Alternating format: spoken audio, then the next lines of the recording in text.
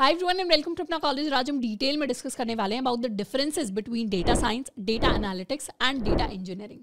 अब जब भी हम डेटा साइंस की फील्ड को एक्सप्लोर करना स्टार्ट करते हैं तो ये डिफरेंट नाम हैं जो हमें सुनने को मिलते हैं, पर क्योंकि हमें इन प्रोफेशंस का या इन डोमेन्स का एग्जैक्ट मतलब नहीं पता होता तो हम कंफ्यूज हो जाते हैं।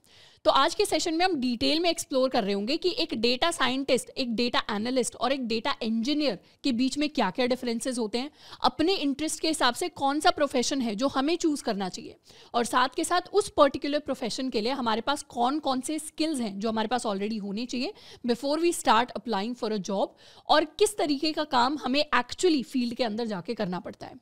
अब जब भी हम इन फील्ड्स की बात करते हैं उससे पहले कुछ बेसिक टर्म्स हैं जिनका हमें अच्छे से आइडिया होना चाहिए। फॉर एग्जाम्पल, हमने सुना होगा एआई, हमने सुना होगा मशीन लर्निंग, हमने सुना होगा डीप लर्निंग। ये सारी की सारी टर्म्स डेटा साइंस या इनफैक्ट इन जनरल इस फील्ड से रिलेटेड हैं। तो सबसे पहले हम इनके डिफरेंसेस के बारे में बात कर रहे होंगे। शुरुआत करते हैं एआई के साथ। सबसे ब्रॉड टर्म, सबसे मेजर टर्म जो हमें सुनने को मिलती है वो होती है एआई। अब एआई की जब हम बात करते हैं तो it's a very broad term. AI का मतलब होता है when we teach our machines to think on their own and to take decisions on their own. For example, आज की डेट में हमने बहुत सारे प्रैक्टिकल इंप्लीमेंटेशंस ऑफ एआई देखे होंगे, जैसे चैट जीपीटी हो गया, मिड जर्नी और डाली जैसे सॉफ्टवेयर्स हो गए, या इसके साथ में हमने रिकमेंडेशन इंजन देखा होगा नेटफ्लिक्स का कि किस तरीके से जो मूवी हम देख रहे हैं उसके हिसाब से नेक्स्ट मूवी या टीवी शो हमें कौन सा देखना चाहिए। या फिर हमारी सेल्फ ड्राइविंग कार्स हो गई, हमारे वॉइस असिस्टेंट्स हो गए जैसे सिरी, एलेक्सा, ओके गूगल। ये सारे के सारे रियल लाइफ इंप्लीमेंटेशंस हैं ऑफ आर्टिफिशियल इंटेलिजेंस। और आर्टिफिशियल इंटेलिजेंस का ही एक और सब डोमेन होता है जिसको हम नाम दे देते हैं मशीन लर्निंग। जितनी भी मशीन लर्निंग यानी जितनी भी एमएल होती है वो सारी की सारी एआई ही होती है। हाँ, कुछ एआई हो सकती है जो एमएल बेस्ड ना हो, जैसे हमारी rule based AI is not machine learning but it is still part of AI. अब जब भी हम मशीन लर्निंग की बात करते हैं तो ML is the subset of AI जिसके अंदर हम डेटा को यूज करके उसके ऊपर काफी सारे सोफिस्टिकेटेड एल्गोरिदम्स को लगा के प्रेडिक्शंस कर रहे होते हैं। आज की डेट में जितनी भी एआई हम देखते हैं उसमें से maximum is implemented using machine learning techniques. अब मशीन लर्निंग को अगर हम डिटेल में स्टडी करना चाहते हैं तो इसके 3 सब टाइप्स होते हैं: supervise learning, unsupervise learning and reinforcement learning. Supervise learning वो टाइप ऑफ मशीन लर्निंग होती है जिसमें जो भी हमारे पास काफ़ी सारा डेटा होता है वो सारा लेबल डेटा होता है, यानी हमें पता है किस इनपुट के हिसाब से क्या आउटपुट आना चाहिए। फॉर एग्जाम्पल, अगर हम ईमेल्स में स्पैम फिल्टरिंग के लिए कोई सिस्टम बिल्ड कर रहे हैं तो उसमें हमारे पास ऑलरेडी ऐसा डेटा होगा जिसमें हमारे पास काफ़ी सारे ईमेल्स होंगे और हमारे पास आउटपुट भी होगा कि कौन सा ईमेल स्पैम है और कौन सा ईमेल स्पैम नहीं है। तो यहाँ पर हम सुपरवाइज लर्निंग को यूज करके पता करेंगे कि फ्यूचर में अगर कोई ईमेल आता है तो उसमें से कौन से ईमेल के कितने % चांसेस हैं एक स्पैम ईमेल्स होने के और कितने ईमेल्स हमारे पास जेन्युइन है। दूसरी कैटेगरी होती है हमारे पास अनसुपरवाइज लर्निंग, जिसमें हमारे पास आउटपुट अननोन होता है। इसमें जनरली हम क्लस्टरिंग या एसोसिएटिव प्रॉब्लम्स को सॉल्व कर रहे होते हैं। और तीसरा टाइप होता है हमारे पास रीइंफोर्समेंट लर्निंग, जिसके अंदर जनरली कुछ डेटा हमारे पास लेबल्ड होता है और कुछ डेटा हमारे पास अनलेबल्ड होता है। रीइंफोर्समेंट लर्निंग की एक काफी अच्छी इंप्लीमेंटेशन हमारे पास रिकमेंडेशन सिस्टम्स होते हैं, यानी किस तरीके का कंटेंट हमें आगे देखना चाहिए बेस्ड अपॉन कि हमने पुराना कंटेंट कौन सा देखा था। अब ये तो हो गई मशीन लर्निंग। मशीन लर्निंग का ही एक सबसेट होता है जिसे हम डीप लर्निंग कह देते हैं। डीप लर्निंग के अंदर बेसिकली हम न्यूरल नेटवर्क्स की बात करते हैं। न्यूरल नेटवर्क्स कहने का मतलब है कि डीप लर्निंग के अंदर अब हम कोशिश कर रहे हैं कि हम इस तरीके की मशीन लर्निंग एल्गोरिदम्स को बिल्ड कर पाएं जो हमारी ह्यूमन ब्रेन को मिमिक कर सके। हमारा जो ह्यूमन ब्रेन होता है वो न्यूरल नेटवर्क्स के ऊपर काम करता है, और इसी तरीके की बहुत सारी नेटवर्क की जब हम लेयर्स लगा देते हैं तो वो नेटवर्क बहुत ज़्यादा डीप बन जाता है, और यहीं से हमारे पास डीप लर्निंग का कॉन्सेप्ट निकल के आता है।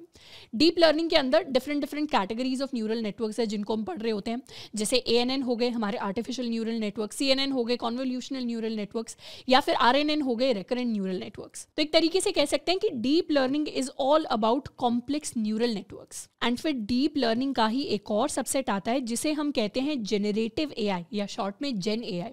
आज हमने चैट जीपीटी यूज़ किया होगा, हमने डाली जैसे सॉफ्टवेयर देखे होंगे, हमने मिड जर्नी देखा होगा। ये सारे के सारे पार्ट हैं जेनरेटिव एआई का। डीप लर्निंग की ही कॉम्प्लेक्स ब्रांच को हम जेनरेटिव एआई कहते हैं। जेनरेटिव एआई वो एआई होती है जो नए कंटेंट को, क्रिएटिव कंटेंट को जनरेट कर सकती है। जेनरेटिव एआई नया टेक्स्ट जनरेट कर सकती है, नई ऑडियो जनरेट कर सकती है, नई वीडियोस जनरेट कर सकती है, नई इमेजेस जनरेट कर सकती है। And this is basically the creative part of AI, यानी ये आर्टिस्टिक एआई है जो ऐसी चीजें जनरेट करेगी जो शायद पहले कभी किसी ने जनरेट ना की हो, and that is why it is very sophisticated. अब यहाँ पर जो बिगिनर्स हैं उनको मैं एक छोटा सा डिस्क्लेमर देना चाहूँगी कि कई बार इंटरनेट के ऊपर हमें से ट्यूटोरियल्स देखने को मिलते हैं कि 1 घंटे के अंदर, 2 घंटे के अंदर, 2.5 घंटे के अंदर हम चैट जीपीटी पे मास्टरी कर लेंगे, हम एआई के मास्टर बन जाएंगे। तो इस तरीके की चीज़ों के अंदर हमें बिल्कुल नहीं फंसना। चैट जीपीटी या इनफैक्ट जेनरेटिव एआई काफ़ी सोफिस्टिकेटेड एआई है। जनरली जो लोग चैट जीपीटी या फिर जेनरेटिव एआई के ऊपर काम भी करते हैं वो अपनी फील्ड में बहुत अच्छे होते हैं, और उनमें से कई लोगों ने इस फील्ड में एटलीस्ट 10-15 ईयर्स लगाए होते हैं। काफ़ी सारे लोगों के पास पीएचडी तक भी होती है। उस नॉलेज को हम किसी 2-2.5 घंटे के ट्यूटोरियल के अंदर कहीं से मैच नहीं कर सकते। तो हमारे पास एज अ बिगिनर ये नॉलेज होनी चाहिए कि चैट जीपीटी को यूज करना और चैट जीपीटी को बिल्ड करने में बहुत बड़ा डिफरेंस है। अब ये तो हो गई सारी की सारी AI, machine learning, deep learning and generative AI की बातें। अब यहाँ पर डेटा साइंस कैसे फिट इन करता है? Data science is basically all of this and plus something extra. यानी डेटा साइंस इससे भी बड़ी चीज़ है एक तरीके से देखा जाए तो, क्योंकि उसके अंदर जो एक डेटा साइंटिस्ट होता है वो किसी मशीन लर्निंग, किसी डीप लर्निंग, किसी जनरेटिव एआई या किसी नॉर्मल एआई प्रॉब्लम के ऊपर तो काम करता ही है। मतलब उसे ये चीज़ें तो आती हैं, प्लस उसे क्या आता है, प्लस उसका अच्छा कमांड होता है on mathematical tools. Mathematical tools के अंदर जो हमारे डीप मैथ्स के कॉन्सेप्ट्स होते हैं, जैसे स्टेटिस्टिक्स हो गया, प्रोबेबिलिटी हो गई, लीनियर अलजेब्रा हो गया, कैलकुलस हो गया, इन सारे के सारे कॉन्सेप्ट्स के ऊपर उसका एक स्ट्रॉन्ग कमांड होता है और उसमें उसे डिफरेंट टूल्स की भी अच्छी खासी नॉलेज होती है। तो अगर हम डेटा साइंस की फील्ड के अंदर जाना चाहते हैं तो उस केस में हमारी मशीन लर्निंग तो स्ट्रांग होनी चाहिए, साथ के साथ हमारी मैथ्स के कॉन्सेप्ट्स भी स्ट्रांग होनी चाहिए, because that is what the field demands. तो अब अगर बेसिक टर्म्स का हमें आइडिया हो गया, अब जानते हैं कि डेटा साइंस, डेटा इंजीनियर और डेटा एनालिटिक्स के बीच में डिफरेंस क्या होते हैं। जनरली जो हमारा पूरा का पूरा ये एक पाइपलाइन होती है कि हम कहीं से रॉ डेटा लेकर आए, उसको हमने अच्छे डेटा के अंदर कन्वर्ट किया, फिर उसके ऊपर हमने कुछ एनालिसिस किया, उसके बाद वहाँ से हमने उसके ऊपर कोई मशीन लर्निंग मॉडल है जिसको बिल्ड किया, और फिर वहाँ से अच्छे कुछ रिजल्ट्स हमने निकाले जिसको अपने बिजनेस के अंदर हमने अप्लाई किया। ये पूरा का पूरा जो प्रोसेस होता है इसे हम 4 स्टेप्स के अंदर अगर डिवाइड करें तो पहला स्टेप होगा जिसके अंदर हम डेटा को कलेक्ट करते हैं, उसे अच्छे से हम स्टोर करा के रख रहे हैं। तो ये वाला जो काम होता है ये जनरली हमारे डेटा इंजीनियर्स का होता है। डेटा इंजीनियर्स की मेजर रिस्पॉन्सिबिलिटी होती है to build a good, stable, scalable infrastructure, जिसकी वजह से डेटा जो दूसरे डेटा एनालिटिक्स हैं या फिर डेटा साइंटिस्ट हैं उनके पास अच्छे से अवेलेबल हो जाए। एंड ये वैसे सुनने में आसान लग रहा होगा कि collect and store data, but it is actually a very complex thing to do. तो ये जो डेटा इंजीनियर्स होते हैं ये सॉफ्टवेयर इंजीनियर्स तो होते ही हैं, यानी इनके पास एक अच्छी प्रोग्रामिंग लैंग्वेज जैसे जावा हो गई, C++ हो गई, उसका एक स्ट्रॉन्ग बेस होता है, प्लस साथ के साथ ये बिग डेटा पर काम करना भी जानते हैं। तो to become a data engineer हमारे पास ये सारे के सारे स्किल सेट्स होने चाहिए। उसके बाद आता है हमारा सेकंड एंड थर्ड स्टेप। अच्छा, इसमें एक और चीज़, कई बार ये स्टेप्स ओवरलैप भी कर सकते हैं। यानी हो सकता है कि एक कंपनी के अंदर डेटा इंजीनियर का काम सिर्फ इतना हो, प्लस किसी दूसरी कंपनी के अंदर हो सकता है डेटा इंजीनियर फर्स्ट स्टेप तो करता ही हो, साथ के साथ दूसरे स्टेप के अंदर भी कुछ कुछ पार्ट वो करता हो। तो सेकंड स्टेप के अंदर हम आ जाते हैं डेटा क्लीनिंग एंड ट्रांसफॉर्मेशन के ऊपर। तो जो हमारा सेकंड स्टेप होता है, एंड उसके बाद इसी डेटा को क्लीन करने के बाद एनालाइज करना, लेबल करना, ये जो सेकंड एंड थर्ड स्टेप होते हैं जनरली डेटा एनालिस्ट का काम होता है कि वो डेटा को देखते हैं, उससे कुछ यूजफुल इंसाइट्स निकालते हैं, और फिर उन इंसाइट्स यानी वो जो यूजफुल इंफॉर्मेशन है उसको एक बिजनेस को ग्रो करने के लिए कैसे यूज किया जा सकता है, उस चीज के ऊपर वो काम कर रहे होते हैं। तो डेटा एनालिस्ट बनने के लिए हमारे पास विजुअलाइजेशन टूल्स का एक्सपीरियंस होना चाहिए, जैसे टैबलो हो गया या पावर BI हो गया। उसके साथ में हमारी फील्ड के अंदर हमारे पास गुड कम्युनिकेशन स्किल्स होने चाहिए, क्योंकि हम कई बार जो डेटा है उससे जो हमने इंसाइट्स निकाले हैं वो दूसरे लोगों को प्रेजेंट कर रहे होंगे, उन्हें एक्सप्लेन कर रहे होंगे। एंड उसके साथ में अगर आपके पास बेसिक मैथ या बेसिक पाइथन जैसी प्रोग्रामिंग लैंग्वेज की अगर नॉलेज है तो that is considered a big plus.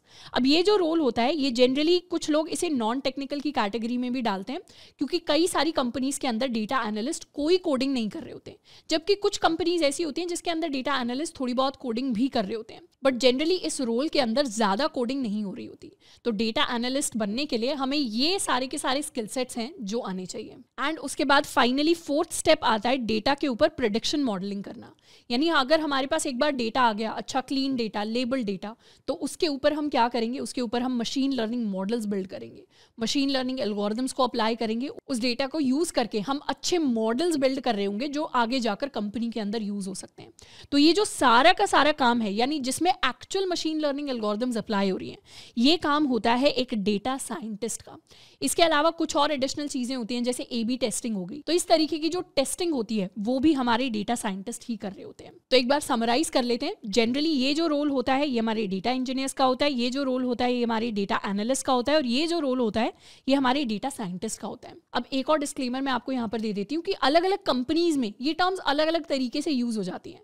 यानी हो सकता है किसी एक स्टार्टअप के अंदर एक जो डेटा साइंटिस्ट जो स्टार्टअप हायर करना चाह रहा है वो उसको नाम डेटा साइंटिस्ट दे रहे हैं पर उससे काम सारे के सारे करवा रहे हैं, ये भी पॉसिबल होता है। तो जनरली अगर हम ऑब्जर्व करें तो कई सारे ऐसे स्टार्टअप्स हो सकते हैं जिसमें अगर छोटी टीम हो डेटा साइंस की तो उसमें हो सकता है डेटा साइंटिस्ट ही काफ़ी सारे डिफरेंट काम हो जो खुद कर रहा हो, जो शायद उनकी डोमेन का पार्ट ना हो।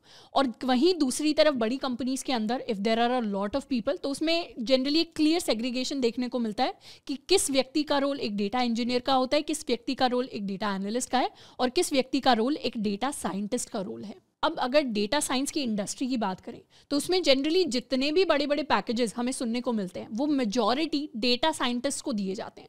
तो डेटा साइंटिस्ट डेटा साइंस के अंदर सबसे ज़्यादा अर्न करते हैं क्योंकि उनके पास सबसे ज़्यादा स्पेशलाइज स्किल सेट होता है।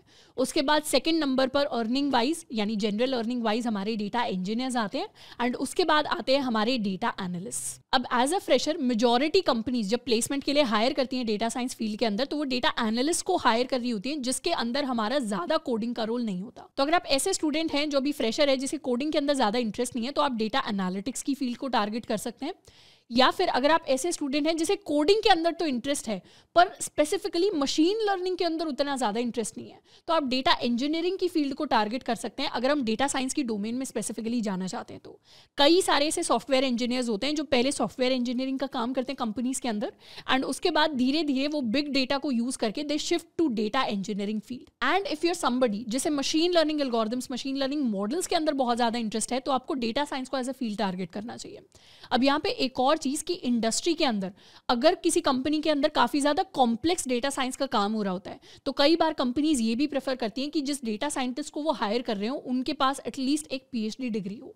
तो इसीलिए अगर डेटा साइंटिस्ट बनना अगर हम चाहते हैं तो उसमें या तो हमारा डेडिकेशन बहुत ज़्यादा होना चाहिए फील्ड के अंदर, टाइम के साथ हम एक्सपीरियंस बहुत अच्छा गेन करते चले जाए, या फिर हमें ये भी सोच लेना चाहिए कि आगे जाकर मुझे इस फील्ड के अंदर मास्टर्स या PhD को टारगेट करना है। Additionally in the data science field it is also possible to shift your domain.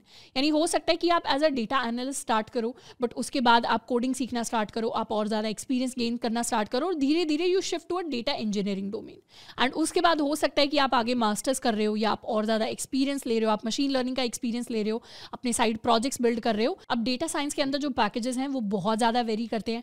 Packages इस पर भी डिपेंड करते हैं कि आपके पास कितने ईयर्स ऑफ एक्सपीरियंस है, वो इस पर भी डिपेंड करते हैं कि आप कौन सी कंपनी के अंदर अप्लाई कर रहे हैं, वो इस पर भी डिपेंड करते हैं कि आप कंट्री के अंदर कौन सी स्टेट के अंदर हैं या आप एग्जैक्टली किस कंट्री के अंदर काम कर रहे हैं। तो डेफिनेटली अगर आपका ईयर्स ऑफ एक्सपीरियंस बढ़ेगा, आपका स्किल लेवल बढ़ेगा तो उसके साथ हमारा पैकेज भी बढ़ रहा होगा। बट एज अ फ्रेशर जो स्टार्टिंग में हमें पोजीशंस मिल रही होंगी वो मेजॉरिटी डेटा एनालिटिक्स की पोजीशन होंगी जिसमें हमारा जो स्टार्टिंग पैकेज होता है वो एवरेज पैकेज 4 से 7 LPA के बीच में रेंज करता है। तो आई होप कि डेटा साइंस की फील्ड में अगर हम एक अच्छा करियर बनाना चाहते हैं तो ये सेशन आपको हेल्प कर रहा होगा डिसाइड करने में कि एग्जैक्टली वो कौन सी फील्ड है जिसको आपको टारगेट करना चाहिए और उस फील्ड के अंदर जाके कौन कौन से स्किल सेट्स हैं जिनको आपको जाकर सीखना चाहिए। इसके अलावा कोडिंग से रिलेटेड, प्रोग्रामिंग से रिलेटेड अगर आपका कोई भी डाउट है उसके बारे में आप मुझे नीचे कॉमेंट करके बता सकते हैं। आज के लिए इतना ही, मिलते हैं नेक्स्ट वीडियो में। Till then keep learning and keep exploring.